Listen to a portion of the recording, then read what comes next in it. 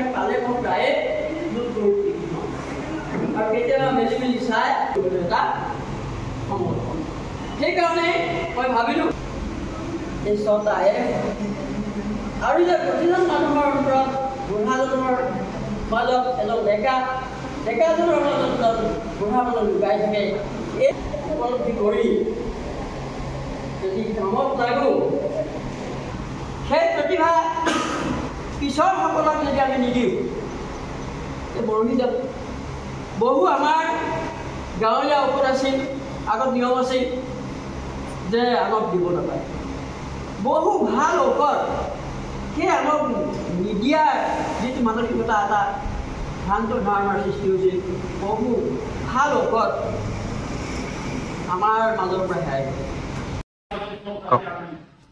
আজি আমাৰ দ্বিতীয় দ্বিবাৰ্ষিক সন্মিলন কাৰ্বি আংলং জ্যেষ্ঠ নাগৰিক সন্মিলনৰ অধিৱেশন হৈছে। এই অধিৱেশনত আমি যথেষ্ট আমাৰ মানুহ আজি বিভিন্ন শাখা সন্মিলনৰ পৰা আহিছে। বোকাজান, হাওৰাঘাট, বকলীয়া সকলো শাখাৰ পৰাই আমাৰ ইয়াত যোগদান কৰিছে। বৈঠালাংচও আহিছে, বৈঠালাংচ নহয় ডংকামুকামৰ পৰা আহিছে। জ্যেষ্ঠ নাগৰিক সন্মিলনৰ উদ্দেশ্য হ'ল যিসকল জ্যেষ্ঠ ৰিটায়াৰ্ড পাৰ্চন তেওঁলোকৰ কাৰণে এই সন্মিলনখন কৰা হৈছে। তেওঁলোক এই সমাজৰ বিভিন্ন কামত নিজৰ অভিজ্ঞতাৰে বহুত কাম কৰি দিব পাৰে। সমাজ গঠনৰ কাৰণে আমি যথেষ্ট অৰিহণা যোগাব পাৰোঁ। জ্যেষ্ঠ যদিও তেওঁলোক বৃদ্ধ নহয়, এতিয়াও কৰ্মত হৈ আছে। এতিয়া মোৰ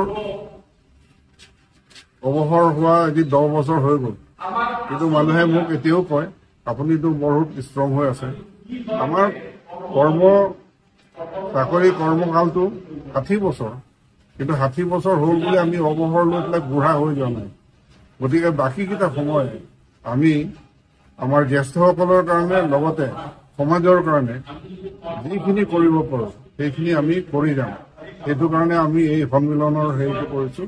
সন্মিলনৰ উদ্দেশ্যটোৱে এইটো যে সমাজত বহুত বৃদ্ধ লোক আছে, আজি অৱহেলিত হৈ আছে। তেওঁলোক ঘৰৰ পৰা নিজৰ ল'ৰা ছোৱালীৰ পৰা কোনো মান সন্মান নাপায়। গতিকে সেইসকলকো কৈছে যে বৃদ্ধ হৈছে, বয়স হৈছে বুলি সসন্মানে জীয়াই থাকিব লাগে। নিজৰ হেডটো হাই কৰি পেলাই জীয়াই থাকিবলৈ সমাজত যাতে আমি দিব পাৰোঁ তেওঁলোকক সন্মান, সেইটো কাৰণে আমি এই কাম কৰিছোঁ। গতিকে ইয়াত অকল জ্যেষ্ঠসকলেই নহয়, জ্যেষ্ঠসকলৰ লগত আমাৰ নতুন প্ৰজন্মৰ মানুহেও আহি পেলাই যোগদান কৰিব পাৰে। তেওঁলোকেও ইয়াত আগভাগ ল'ব পাৰে যে জ্যেষ্ঠসকলে তেওঁলোকৰ অভিজ্ঞতাৰে আমাক কি কথা কৈ গৈছে। কাৰণ জ্যেষ্ঠসকল বিভিন্ন ডিপাৰ্টমেণ্টত চাকৰি কৰি আহিছে, বেলেগ বেলেগ চিটুৱেশ্যনত তেওঁলোকে ওলাই আহিছে। যিকোনো পৰিস্থিতিত তেওঁলোকে নিজৰ অভিজ্ঞতাৰে সেইখিনি ডিচিশ্যন ল'ব পাৰে।